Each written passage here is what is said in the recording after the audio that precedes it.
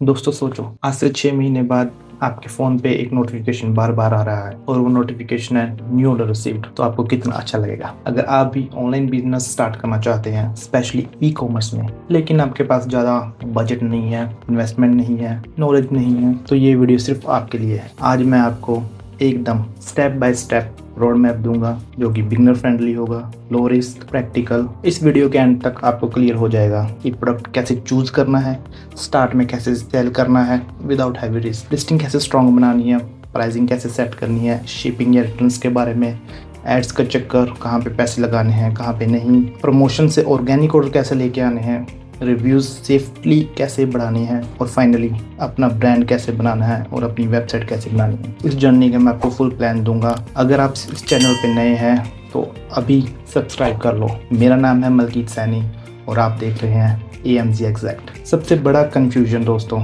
कि स्टार्ट कहाँ से करूँ। देखो, मैं आपको एक बात बिल्कुल श्योरली कह सकता हूँ कि 90% सेलर को नहीं पता होता कि वो कहाँ से शुरू करें। वो सोचते हैं प्रोडक्ट कौन सा चूज़ करूँ, अमेज़ोन पे सेल करना पॉसिबल है या नहीं, अमेज़ोन पे सेल करूँ या वेबसाइट पे सेल करूँ या फ्लिपकार्ट पे सेल करूँ, पैसे कितना लगेगा, अगर प्रोडक्ट नहीं बिका तो, रिटर्न आ गया तो क्या करोगे। और ऐसे ही ओवर थिंकिंग में वीक्स निकल जाते हैं, स्टार्ट नहीं हो पाता। तो पहले रूल याद रखो, ई-कॉमर्स में क्लैरिटी एक्शन से आती है, थिंकिंग से नहीं। इसलिए हम स्टेप बाय स्टेप चलेंगे। तो सबसे पहला स्टेप है प्रोडक्ट डिसाइड करना, बट स्मार्ट वे में। ई-कॉमर्स का पहला क्वेश्चन, आप क्या सेल करोगे। और मैं यहाँ एक क्लैरिटी दे दूँ आपको कि स्टार्टिंग में किसी को नहीं पता होता कि कौन सा प्रोडक्ट हिट होगा या कौन सा फ्लॉप होगा। इसलिए प्रोडक्ट चूज करने का बेस्ट तरीका है कि आप पहले प्रोडक्ट रिसर्च का बेसिक समझो, फिर स्मॉल एक्सपेरिमेंट करो। आपको इस चैनल पे आने वाले टाइम में बहुत सारी वीडियोस मिलेंगी जो आपकी A to Z knowledge increase कर देंगी। आपको किसी भी चीज़ के बारे में, ई-कॉमर्स बेस में किसी भी चीज़ के बारे में कोई भी क्वेश्चन नहीं रहेगा।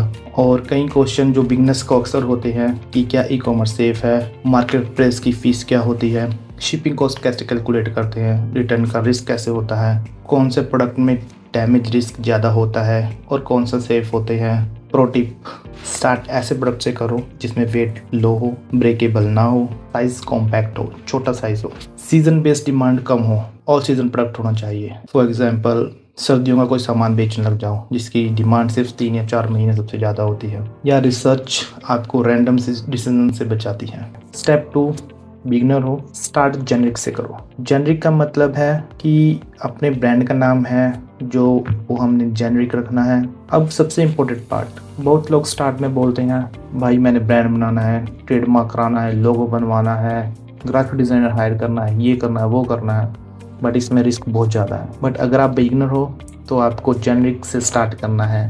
जेनरिक का मतलब है नॉन ब्रांडेड प्रोडक्ट। लिस्टिंग में ब्रांड की जगह जेनरिक ऐड होता है। अब आप सोचोगे जेनरिक से क्या फ़ायदा। फ़ायदा ये है कि आप लो रिस्क में सेलिंग का प्रोसेस सीख जाते हो। आपको समझ आ जाता है कि ऑर्डर कैसे आते हैं, उसको कैसे प्रोसेस करना है, रिटर्न, कस्टमर मैसेज, पिकअप, सब रियल वर्ल्ड प्रैक्टिस हो जाती है। और सबसे इम्पोर्टेंट, आपको पता चल जाता है कि कौन से प्रोडक्ट पोटेंशियल रखते हैं। मैं आपको ईजी टारगेट देता हूँ, 3 से 7 प्रोडक्ट चूज करो, लो कॉस्ट प्रोडक्ट हो, स्मॉल क्वांटिटी, 10 से 20 ईच टाइप, बजट के हिसाब से, और स्टार्ट करो। यहाँ आपका गोल प्रॉफिट नहीं, सिर्फ लर्निंग है और टेस्टिंग है। स्टेप नंबर 3, इन्वेंट्री का rule, low cost low quantity. अब ये गलती मत करना कि आप 500, 100, 1000 पीसेस लेकर प्रोडक्ट के अपने पास रख लें और वो फिर बिके ना। ई-कॉमर्स में बिगनिंग में एक्सपेरिमेंट फेस होता है। इस फेज में आपका काम है टेस्ट करना, ऑब्जर्व करना, रिपीट करना और जो चल रहा है उसको स्केल करना। टेस्टिंग का सिंपल रूल, 7 से 14 दिन ऑब्जर्व करो। व्यू आ रहे हैं, ऐड टू कार्ट आ रहा है, ऑर्डर्स आ रहे हैं। अगर व्यूज आ रहे हैं बट ऑर्डर नहीं, इशू मोस्टली प्राइस या लिस्टिंग में होता है। स्टेप नंबर 4, लिस्टिंग स्ट्रॉन्ग नहीं होगी तो ऑर्डर्स नहीं आएंगे। दोस्तों, जो दिखता है वही बिकता है। आप कितना भी अच्छा प्रोडक्ट ले आओ, अगर फोटोज वीक हैं, टाइटल कंफ्यूजिंग है, बुलेट पॉइंट्स बोरिंग है, तो कस्टमर स्क्रॉल करेगा और चला जाएगा। लिस्टिंग के मेन 5 पिलर होते हैं, जिनमें से फर्स्ट है मेन इमेज। एक क्लियर और क्लीन मेन इमेज होना बहुत जरूरी है। नेक्स्ट, टाइटल सिंपल और कीवर्ड्स फ्रेंडली होना चाहिए। बुलेट पॉइंट्स में आपके features, benefits and use cases होने चाहिए। डिस्क्रिप्शन में क्लैरिटी होनी चाहिए और जो कस्टमर का ट्रस्ट बिल्ड करे। और FAQs, ये भी होना बहुत जरूरी है क्योंकि कुछ कस्टमर्स के सवाल होते हैं जिनको आपको आंसर देना जरूरी है। यहाँ पे आपको एक मैं प्रो टिप जरूर दूंगा, कभी भी लिस्टिंग लिखते वक्त आप सिर्फ कस्टमर के तरह सोचो और आपके दिमाग में ये 3 क्वेश्चन जरूर होने चाहिए कि मुझे ये प्रोडक्ट क्यों लेना चाहिए, इससे मेरी क्या प्रॉब्लम सॉल्व होगी और इस प्राइस पे क्या ये प्रोडक्ट बेस्ट है। अगर आपकी लिस्टिंग ये 3 क्वेश्चन का आंसर दे रही है तो समझ लो आपकी लिस्टिंग बेस्ट है।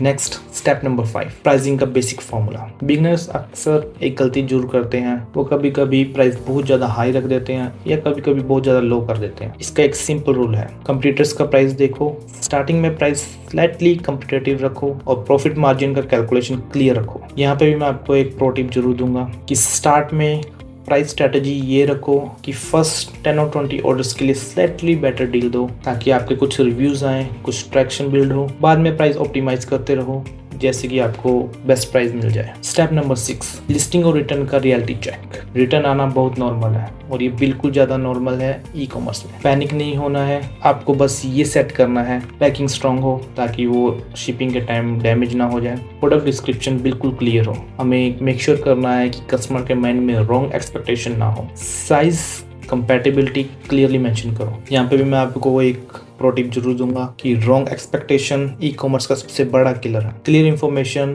हमेशा रिटर्न्स को कम करेगा। स्टेप नंबर 7, एड्स का ट्रैप। न्यू सेलर्स को मार्केट प्लेसेस कभी कभी कुछ एड्स क्रेडिट दे देते हैं और बिगिनर एक्साइटेड होकर तुरंत एड्स रन कर देते हैं और फिर होता क्या है, स्पेंड हो गया, ऑर्डर्स कम आए और कंक्लूजन ई कॉमर्स तो स्कैम है। नहीं, ई कॉमर्स स्कैम नहीं है, प्रॉब्लम है आपकी टाइमिंग। स्टार्टिंग में एड्स तब रन करो जब लिस्टिंग स्ट्रांग हो, प्राइस कम्पिटेटिव हो, बेसिक कन्वर्जन शुरू हो चुकी हो, तब आपको रन करनी चाहिए एड्स ताकि बेस्ट आउटकम आपको मिले। स्टेप नंबर 8, प्रमोशन से ऑर्गेनिक ऑर्डर्स लाओ। एड्स के बिना भी ऑर्डर्स आते हैं, अगर आप स्मार्ट हो स्टार्ट में यूज करो coupon, promotion, discount, combo offer, deals. इससे क्या होगा कि आपकी ऑर्गेनिक विजिबिलिटी बढ़ेगी, कन्वर्जन इंप्रूव कर सकते हो आप और मार्केट प्लेसेस को सिग्नल मिलता है कि आपका प्रोडक्ट इंटरेस्टिंग है। स्टेप नंबर 9, रिव्यूज बिल्ड करना but safely. Reviews trust build करते हैं बट एक गलती कभी मत करना जो कि कई सेलर करते हैं कि 5 स्टार दो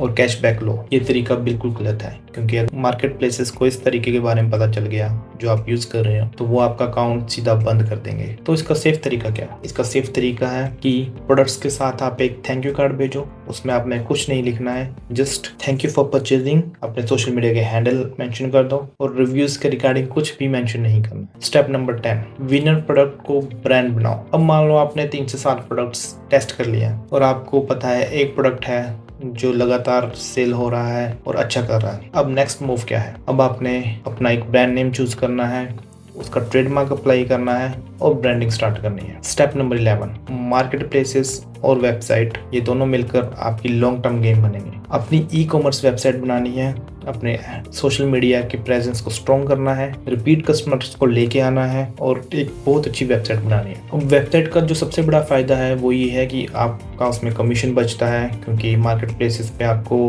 अमेजोन, फ्लिपकार्ट इन सबको कुछ शेयर देना पड़ता है, बट वेबसाइट में आपका पूरा कमीशन बचेगा। कस्टमर्स का डाटा आपके पास होता है, लॉन्ग टर्म प्रॉफिट बेटर होता है जिससे कि आप इसको बहुत अच्छे ढंग से स्केल कर सकते हो। Step number 12, scale with ads. जब आपके पास अच्छा काम करने वाला प्रोडक्ट हो, अच्छी लिस्टिंग हो, रिव्यूज हो, ब्रांडिंग हो गई है और वेबसाइट्स भी तैयार है, तब आपको इन्वेस्टमेंट करनी है। आपको मार्केट प्लेसेस पे एड्स रन करनी है, वेबसाइट के लिए मेटा एड रन करनी है और आप उसको अच्छी तरह स्केल कर सकते हो। यहाँ पे भी मैं आपको एक रियलिटी चेक जरूर देना चाहूँगा कि अगर आप मैन्युफैक्चर नहीं हो तो स्टार्टिंग में थोड़ा टफ हो सकता है, बट बहुत ब्रांड्स ऐसे हैं जो मैन्युफैक्चर के साथ टाई अप करके अच्छे रिलेशन बना के सक्सेसफुल बनते हैं, तो आप भी कर सकते हैं, बस प्रोसेस फॉलो करो। अब मुझे आप कमेंट में बताइए कि आप ई कॉमर्स स्टार्ट करना चाहते हो तो कहाँ करना चाहते हो, अमेजोन, फ्लिपकार्ट या अपनी वेबसाइट पर। और अगर आप चाहते हो मैं आपके लिए एक बिगिनर फ्रेंडली लिस्ट बना दूं जैसे कि top low risk products to test, तो कमेंट में लिखो प्रोडक्ट लिस्ट। वीडियो हेल्पफुल लगे तो लाइक करो, सब्सक्राइब करो और शेयर करो अपने उन दोस्तों के साथ जो ई कॉमर्स में बिजनेस शुरू करना चाहते हैं। मिलते हैं नेक्स्ट वीडियो में, तब तक के लिए टेक केयर, थैंक यू।